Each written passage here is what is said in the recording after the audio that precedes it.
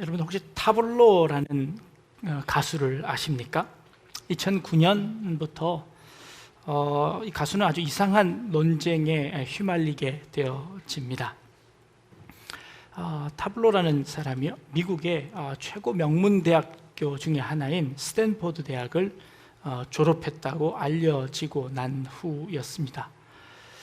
더욱이 또 그 타블로는 이 스탠포드 대학을 3년 반 만에 졸업하고 거기 대학원까지 마치는 그런 아주 수재였습니다. 그런데 그가 하는 일들을 쭉 보니까 별로 변변치 않은 것 같아서 사람들이 이제 의심을 하기 시작한 겁니다. 야, 그 실력 갖고 어떻게 스탠포드를 나와? 하고 이제 한두 사람들이 의심을 하게 되고, 그리고 그 의심하는 것을 인터넷에다가 이제 한두 마디씩 이제 올리게 되었습니다.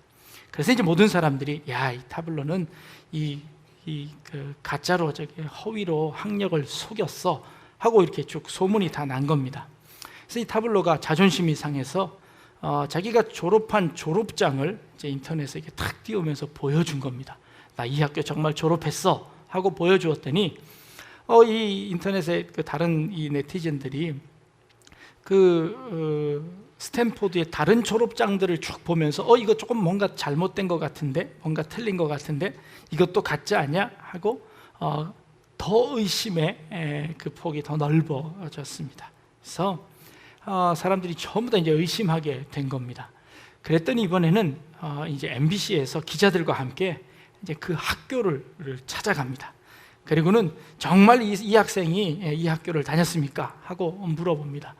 그런데 마침 그 지도교수였던 그분이 그 학생을 모른다고 한 겁니다. 그랬더니 이제 완전히 난리가 났습니다. 근데 알고 봤더니 정말 모르는 게 아니라 이름이 다른 이름을 썼기 때문에 잠시 모른다고 했던 것이지, 다시 그 학생을 내가 잘 안다고 이제 교수님이 그렇게 설명을 해 주었습니다. 그런데도 이 인터넷상에서 그 진화가 안 되는 겁니다. 그래서 급기야는 이 타블로 씨가 법원에 고소를 했습니다. 그래서 그 음해하는 사람들을 법원에 고소를 한 것이죠. 그래서 법정에서 법정 다툼이 일어났습니다. 그래서 법원에서는 미국에다가 공식적으로 요청을 했습니다. 이 사람이 정말 당신 학교를 다녔습니까? 라고 물어보았더니 그 학교에서 회신이 왔습니다. 이 학생은 정말 우리 학교 학생입니다 하고 확인을 해 주었습니다. 그런데요, 그 네티즌들이요, 거기에 항복하지 않고 고등법원에 항소를 했습니다.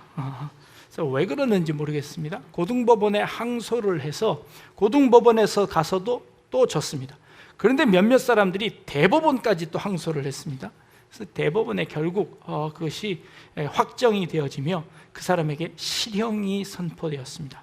그래서 징역 8개월에 집행유예 2년 정도, 이렇게 해서 그 일들이 이제 일단락되어지고 인터넷에 이 사과의 글을 게시하도록 하고, 그리고 그 타블로에게 진실을 요구합니다라고 했던 타진요라는 그 카페를 이제 차단하게 되고, 그리고 거기에 공식적으로 잘못했다라고 올리게 되었습니다.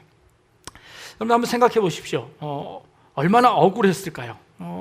졸업장도 보여주고 사진도 보여주고 다 보여줬는데 이거 거짓말이야, 안 믿어 하고 안 믿어주는 겁니다. 그 사람이 복장이 터져서 결국에는 이제 법원까지 가게 된 겁니다. 여러분, 이것보다 더 억울한 일이 있습니다. 그건 뭐냐면요, 바로 예수님이십니다. 예수님께서 이 땅에 오셔서 뭐라고 하셨냐면, 나는 하나님의 아들이다 하고 말씀을 하셨습니다. 그런데 사람들이 네가 무슨 하나님의 아들이야, 네가 하나님의 아들이라는 증거를 대봐. 예수님께서 여러 증거들을 보여주셨습니다. 그런데 그 증거를 사람들이 믿어주지를 않는 겁니다. 그래서 예수님을 하나님의 아들로 믿는 우리들도 예수님은 정말 하나님의 아들이십니다 라고 주장을 하는데 세상 사람들이 우리를 믿어주지 않습니다. 그래서 얼마나 억울한가요? 그래서 이 마태복음의 저자는요, 그 예수님이 하나님의 아들이시다라는 것을 여러 가지로 증명해 왔습니다. 지금 우리가 마태복음 1장서부터 4장까지 보아왔는데요, 그 4장 가운데 그런 증거들이 많이 있습니다. 1장 처음에 시작하면서 마태는요, 예수님이 하나님의 아들이라는 증거를 뭘로 댔냐면요, 족보책을 꺼내왔습니다. 그리고 예수님의 족보를 쭉 훑었습니다. 그리고 예수님은 다윗의 자손이고, 그리고 쭉 올라가서 아브라함의 자손이다. 하나님께서 약속하신 메시아, 다윗의 자손을 통해서 주시고자 하시는 그 메시아가 바로 이 예수님이다 하고, 이 예수님이 하나님의 아들임을 증명했습니다. 근데 사람들이 믿지 않습니다. 그래서 이번에는요, 뭐라고 하나요? 그 예수님은 어떻게 태어났냐 하면 동정녀 마리아에게 몸에서 태어났다. 남자를 알지 못하는 그 여인의 몸에서 하나님의 성령으로 말미암아 예수님이 잉태하셨다라고 설명했습니다. 그래도 믿지 않자 뭐라고 얘기하나요? 예수님이 태어나실 때 동방에 있는 박사들이 별을 보고 예수님의 탄생을 알고 예수님께 경배하러 왔다 하고, 이 예수님의 탄생을 계속해서 설명을 하는 겁니다.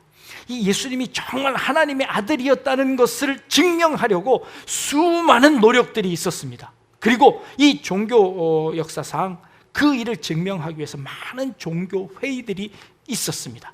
그 종교 회의의 결과로 우리가 날마다 암송하고 있는 이 사도신경이라는 것을 우리가 암송하는데, 거기 보면 예수님이 하나님의 아들이신 것을 증명하려는 많은 시도들이 거기에 나타나 있습니다. 오늘도 우리가 사도신경을 암송했는데요, 우리 사도신경을 한번 화면으로 한번 보시겠습니다. 처음에 보니까요, 전능하사 천지를 만드신 하나님 아버지를 내가 믿사오며, 이제 하나님에 관한 이야기입니다. 이제 두 번째 구절에 바로 그 아들, 하나님의 아들 우리 주 예수 그리스도를 믿사오니, 이 두 번째가 예수님이 하나님의 아들입니다라는 것을 설명하는 것이죠. 그리고 그래도 믿지 않자 그 다음에 이 예수님에 대한 설명을 하는 겁니다. 그래서 그 다음 페이지 보면요, 이는 성령으로 잉태하사 동정녀 마리아에게 나셨다라고 기록합니다.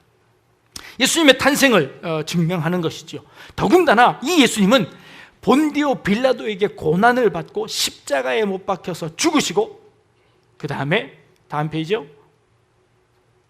장사한 지 사흘 만에 죽은 자 가운데서 다시 살아나셨다. 그리고 하늘에 올라가셔서 전능하신 하나님 우편에 앉아 계시다가 이제는 산자와 죽은 자 모두를 심판하러 이 땅에 다시 오실 분이다. 이분이 바로 예수 그리스도시다 라고 증명을 해내는 겁니다. 자, 그런데요, 우리 그 전 페이지로 한번 넘어가 보실까요? 자, 예수님에 대해서 예수님이 하나님의 아들이라는 것을 증명해내면서 예수님의 생애들을 쭉 훑어내는데 참 이상한 일이 하나 있습니다. 그것이 무엇이냐면요, 예수님께서 동정녀 마리아에게 태어나셨습니다. 그 다음에 바로 다음 구절이 뭔가요? 예수님의 죽으심입니다. 예수님이 하나님의 아들이신 것, 예수님께서 하나님의 아들이심에도 불구하고 이 땅에 태어나셔서 우리의 모든 죄를 жил머지시고 십자가에 달려 돌아가셔서 우리를 구원해 내셨습니다. 이 예수님이 구세주의 사역을 감당하신 것이죠. 그러면 이 예수님의 탄생과 예수님의 돌아가심 이 사이에 예수님의 삶 전체는 이 사도신경에서 쏙 빼버렸습니다. 예수님이 뭘 하며 사셨는지에 대한 것들은 우리가 관심이 없어져 버렸습니다. 물론 중요합니다. 예수님께서 어떻게 태어나셨고 어떻게 돌아가셨고 어떻게 우리를 구원하셨는지가 우리 구원의 핵심 메시지입니다. 그러나 그 핵심 메시지를 채워나가기 위해서 예수님께서 이 땅에 오셔서 하셨던 그 일들이 얼마나 중요하고 우리에게 얼마나 소중한 일입니까? 근데 그 내용은 쏙 빼버리고 이 겉에 있는 테두리만 남아서 우리가 그 테두리를 붙잡고 있는 것입니다. 물론 그것도 중요하지만 그것으로 인해서 우리의 신앙이 빈곤해지는 겁니다. 그 사이에 살을 채워넣을 그 예수님께서 이 땅에 오셔서 하셨던 그 엄청난 말씀들을 우리가 싹 외면하고 있다는 것이죠. 그 말씀에 관심을 기울여야 된다는 겁니다. 여러분들은 타블로가 무슨 노래를 불렀는지 아십니까?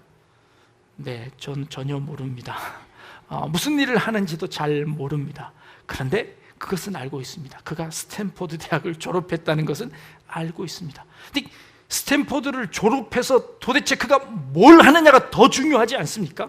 그 학교를 졸업했다는 것이 아니라 나오기 힘든, 들어가기 힘든 그 학교를 졸업했으면 그 지식 가지고 뭔가를 해놨어야 되는 것 아닙니까? 물론 많은 일들을 했을 겁니다. 그런데 우리가 알지 못하는 겁니다. 우리는 그 겉모습만 관심을 가지고 있다는 것이지요. 그 안에 있는 내용들을 알아야 된다는 겁니다. 마찬가지로 이 예수님께서 이 땅에 오셔서 그 하셨던 일들에 이제 관심을 가지자는 것이지요. 그런데 사실 이 예수님의 삶을 기록해 놓았던 이 사복음서에서는 이 예수님의 일들을 정말 잘 기록해 놓았습니다. 그리고 그 상세하게 기록해 놓고 그것이 무슨 의미를 가지고 있는지를 우리에게 잘 설명해 놓았는데, 우리는 그 설명해 놓은 그것은 이 예수님의 십자가 사건에 묻혀버려서 그것을 잘 인식하지 못하고 있었다는 것이죠. 이제 오늘부터 우리가 살펴볼 마태복음 5장서부터는요, 예수님께서 어떻게 제자들을 가르치셨고 그 가르치신 내용이 무엇이고 그 내용이 어떤 의미를 가지고 있는지, 우리 삶에 지금 어떻게 적용할 수 있는지를 이제 함께 나누며 은혜를 받고자 하는 것입니다. 특별히 오늘은 이 마태복음 5장 1절 2절 말씀에 있는 그 배경을 살펴보면서 이제 함께 은혜를 나누고자 하는 것입니다. 자, 예수께서 무리를 보시고 산에 올라가 앉으시니 제자들이 나아온지라 라고 시작하고 있습니다. 이것을 우리는 산상수훈, 산상보훈, 산상설교 이렇게 여러 가지로 표현을 합니다. 예수님께서 산에서 복음을 전하신 것이라고 우리가 알고 있기 때문입니다. 근데 마태복음 5장에 기록되어져 있는 이 8개의 복은요, 누가복음에도 기록되어져 있습니다. 누가복음 6장에도 기록되어 있는데, 이 누가복음 6장에는 4개의 복만 기록하고 있습니다. 그런데 그 누가복음의 이 4개의 복을 전하는 그 서론 부분에 뭐라고 표현했냐면, 예수님께서 평지에 나가시사 그곳에서 제자들에게 가르치시더라 하고 이 8복을 쭉 설명을 합니다. 4개의 복을 설명합니다. 누가복음에서는 예수님께서 평지에 가르치셨답니다. 그런데 이 마태복음에서는 예수님께서 산에서 가르치셨답니다.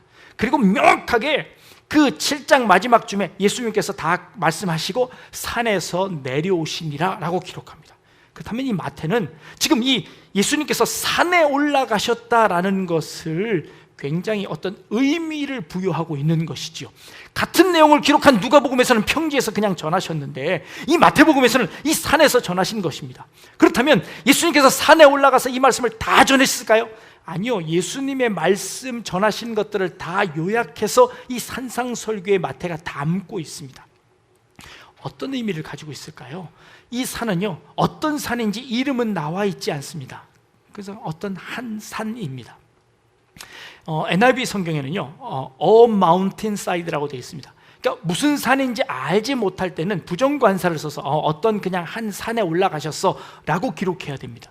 그런데요, 이 헬라어 성경을 보니까 거기에 정관사가 들어가 있습니다. 그 산이라고 되어 있습니다. 예수님께서 그 산에 올라가셔서 말씀을 전하셨습니다 라고 기록합니다. 도대체 이게 무슨 의미가 있을까요? 그게 뭐 큰 의미가 있을까요?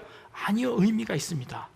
누가는 그것을 평지에서 전했다는 것을 이 마태는 굳이 강조하면서 그 산에서 전하셨다라고 표현하는 겁니다. 근데 그 산이라는 것이 무엇일까요? 당시의 유대인들에게는요, 이 마태복음 유대인들에게 향해 쓰여졌습니다.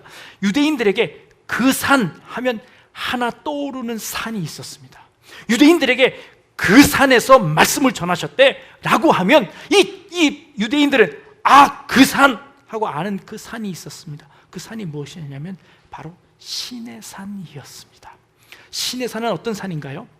하나님께서 모세를 불러 올리셔서 그 산에서 하나님께서 모세에게 직접 말씀하시고, 그리고 십계명을 써서 돌판에 기록해서 모세에게 직접 주신 곳, 그곳이 바로 신의 산입니다. 그 신의 산에서 하나님께서 이 모세를 만나주시고 모세에게 많은 율법들을 전해주신 그 산입니다.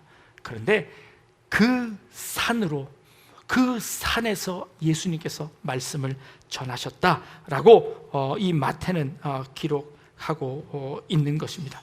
출애굽기 19장 3절에 가보면요, 모세가 하나님 앞에 올라가니 여호와께서 산에서 그를 불러 말씀하시되 너는 이같이 야곱의 집에 말하고 이스라엘 자손들에게 말하라 라고 하나님께서 산으로 불러 올리셨습니다. 출애굽기 19장 20절에 예수께서 신의 산 곧 그 산 꼭대기에 강림하시고 모세를 그리로 부르시니 모세가 올라가매라고 기록하고 있습니다. 하나님께서 모세를 그 산으로 왜 부르셨나요? 하나님의 율법을 주시기 위해서 그 산으로 부르셨습니다. 예수님은 그 산에 왜 올라가셨을까요? 그 산에 왜 올라가셨을까요?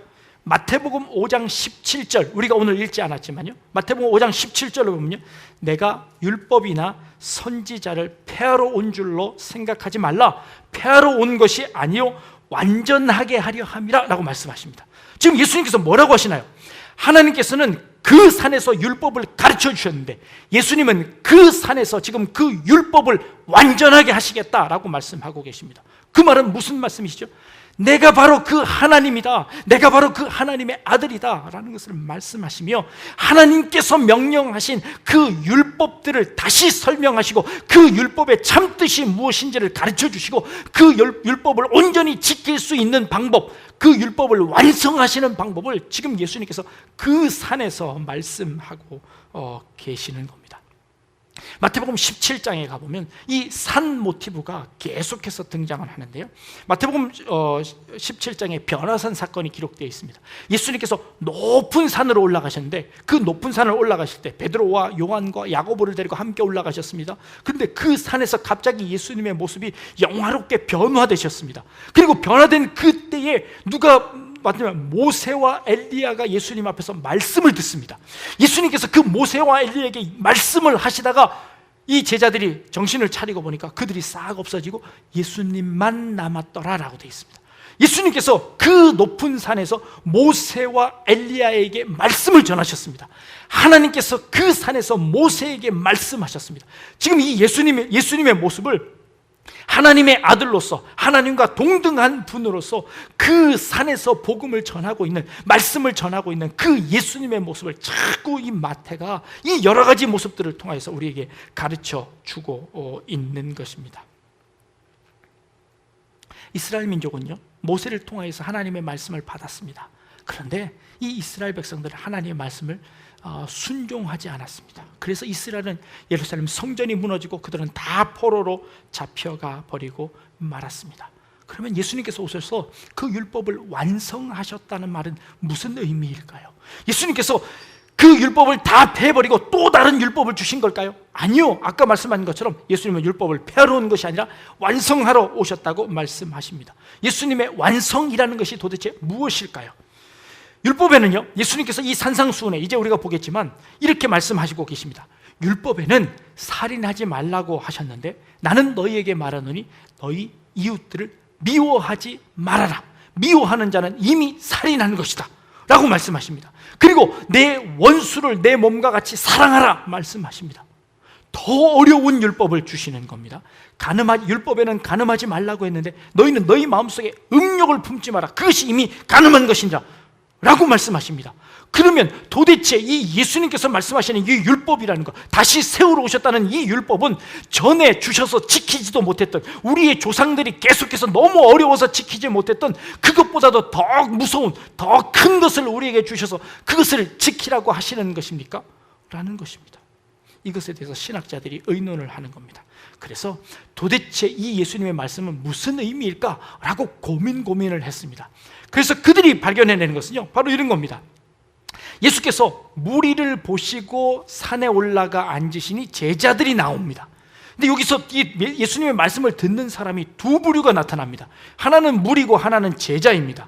그러면 이 말씀대로 직역을 하면 어떻게 되냐면, 예수님께서 병을 고치니까 많은 무리들이 찾아왔습니다. 그래서 그 예수님이 그 무리를 보시고 산으로 올라갔더니 제자들만 따라왔더라 라는 말로 해석이 되어지는 겁니다. 그래서 어떤 사람들은요, 이 산상보훈을 이렇게 설명합니다. 이것은 우리가 지킬 수 있는 것이 아니라 정말 예수님의 그 골수 분자들, 막 예수님의 이 정의 요원들만 지킬 수 있는 그런 법이지, 이것은 우리가 지킬 수 있는 그런 법이 아니야 라고 주장하는 학자들도 생겨나 버렸습니다. 그럼 여러분들 어떻게 생각하시나요? 예수님이 이 무리들을 보고 그들이 내 말을 잘 듣지 않으니까 그들을 따돌려서 산으로 올라가셔서 제자들만 불러서 그 산에서 말씀하신 것일까요? 그런데요, 마태복음 7장 마지막 절에 가보니까요, 뭐라고 되어 있냐면, 많은 무리들이 예수님의 가르치시는 것을 듣고 서기관들과 다름을 인하여서 그들이 놀라더라라고 기록하고 있습니다. 이 말은 그 무리들도 예수님의 말씀을 들었다는 것이죠. 그렇다면 예수님께서 그 많은 무리들이 잘 들을 수 있도록 산으로 올라가신 것이지 그들을 따돌리려고 한 것이 아니었다는 것입니다. 그렇다면 이 예수님의 이 산상수훈은 이 모든 무리들에게 다 해당되어지는 것입니다. 물론 그것은 제자들에게도 해당되어질 뿐만 아니라 모든 무리에게 해당되어지는 것입니다. 그런데요, 하나님께서 모세를 부를 때는 어떻게 하냐면 하나님이 이렇게 경고하십니다. 모세야, 너는 내게로 올라와라. 그런데 너희 백성들은 아무도 이 신의 산에 올라오지 못하도록 해라. 만약에 그들이 올라오면 정령 죽을 것이다 라고 말씀하셨습니다. 그리고 하나님께서 모세에게 말씀하신 후에 하나님과 대면했던 모세는 내려와서 하나님의 말씀을 대언할 때 이 얼굴에 너무 광채가 나서 백성들이 우리 못 보겠습니다. 그래서 모세가 얼굴에다가 수건을 가리고 백성들에게 이야기했습니다. 하나님과 이스라엘 백성들이 떨어져 있었습니다. 그러나 예수님께서는, 이 율법의 완성으로 오신 예수님께서는 그 온 무리들을 다 이끄시고 그들 가운데서 이 하나님의 율법의 완성을 선포하시는 것입니다. 그런데 이것이 더 어려운 것이었을까요? 아니요, 그렇지 않습니다. 율법은요, 하나님께서 왜 주셨나요? 율법을 지키면 구원받을 수 있기 때문에 율법을 주셨을까요? 아니요. 율법은 몽학 선생으로, 그 율법이 의미하는 것이 무엇이냐면 장차 올 예수 그리스도를 통하여서, 장차 우리에게 하나님의 아들을 통하여서 우리에게 주실 구원을 예표하는 것이었습니다. 동물을 죽여서 제사를 지내면 우리의 죄가 다 사해지나요? 아니요. 그것은 나중에 예수 그리스도께서 단번에 우리에게 드려질 그 제사를 예표하는 것이었습니다. 그렇다면 그 제사 제도를 왜 주셨을까요? 그 제사 제도를 통해서 하나님을 알고 하나님과 교제하고 하나님과 사귐이 있도록 하나님께서 하시기 위해서, 그들이 늘 하나님을 잊지 않고 하나님과 함께 하기 위해서 하나님께서 그 율법을 주셨습니다. 그런데 이 유대인들은 그 율법의 참된 의미를 깨닫지 못하고 그 안에 있는 참된 의미를 깨닫지 못하고 그 형식만 붙잡고 있었습니다. 그 껍데기만 붙잡고 있었습니다. 그래서 그 껍데기만 붙잡고 우리는 하나님을 잘 압니다 라고 이야기하는 것이죠. 그러나 하나님께서는 너희가 내게 제사 드리는 그 제사 말고 나는 그 제사를 통해서 너희와 사귐을 갖기를 원한다. 너희가 내 말을 순종하고 나와 함께 하는 것을 내가 원한다. 내가 그 껍데기를 원하지 않는다. 선지서에 이렇게 이야기합니다. 누가 나를 위하여서 저 성전 문을 잠궜으면 좋겠다. 누가 나를 위해서 저 성전 문을 닫았으면 좋겠다. 왜요? 그 당시에 많은 사람들이 성전 문을 열고 와서 제사를 지냈습니다. 그러나 제사만 지냈지 하나님과 사귐이 전혀 없었습니다. 그래서 하나님께서 오히려 성전 문을 닫고 내가 저 제사를 안 받았으면 좋겠다. 그러면 내가 오히려 저들과 더 가까워지지 않겠느냐. 그 껍데기 말고 그 참된 의미를 알았으면 좋겠다. 하나님께서 그렇게 말씀하셨습니다. 예수님께서 이 산상수훈을 통해서 하시는 말씀들이 무엇입니까? 내가 율법에는 이렇게 말했는데 그 율법은 나는 이렇게 얘기한다 라고 얘기하는 것은 그 율법의 참된 의미를 깨닫고 그 율법 속에 담겨져 있는 하나님의 심성을 깨닫고 하나님의 마음을 깨달아서 그 율법을 잘 지켜내라, 이것이 천국의 백성들이다 라고 하는 이 예수 그리스도의 이 율법을 완성하시고 율법을 재해석하시는 그 해석이 여기에 담겨져 있는 것입니다. 그래서 그것을 통하여서 이 예수님께서 하나님의 나라를 만들어 가시고 하나님의 아들로서 이 하나님과 이 인간들을 연결시켜 주시는 그 연결고리를 만들어내시는 그 일들을 이 예수 그리스도께서 이 땅에 오셔서 하셨던 것입니다. 그래서 이 말씀을 통해서 우리는 하나님의 아들이셨습니다, 나를 구원하셨습니다 라는 것, 그 진리도 중요하지만 그 일이 있기까지 하나님의 나라의 사람으로서 어떻게 살아야 하고 하나님의 나라의 그 백성들은 어떤 삶을 살고 어떤 축복이 있고 어떤 은혜가 우리에게 있는지를 설명해 주신 이 복음서들을 하나하나 살펴보며 그 은혜의 풍성함을 누리는 것, 이것이 이 하나님을, 예수 그리스도를 믿고 이 복음서를 통해 예수님의 삶을 통해서 우리가 깨닫게 되어지는 것입니다.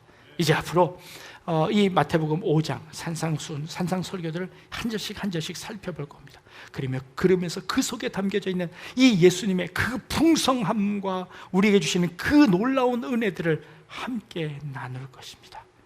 예수님이 날 위해 십자가를 지신 것뿐만 아니라 하나님의 아들로서 우리에게 삶의 모범을 보여주신 그 모범을 따라 우리의 삶도 더 풍성한 삶으로 하나님께 나아갈 수 있는 우리 성도님들 다 되실 수 있기를 주님의 이름으로 축복합니다.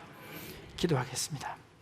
하나님, 우리에게 보여주신 그 천국 백성의 삶과 그리고 우리에게 보여주신 그 놀라운 은혜들을 저희들이 깨닫기를 원합니다. 그리고 하나님과 깊은 사귐 속에 들어가 그 놀라운 은혜를 누리는 그런 풍성한 삶이 되어질 수 있도록 주님 우리를 인도하여 주옵소서. 감사드리며 예수님의 이름으로 기도드립니다. 아멘.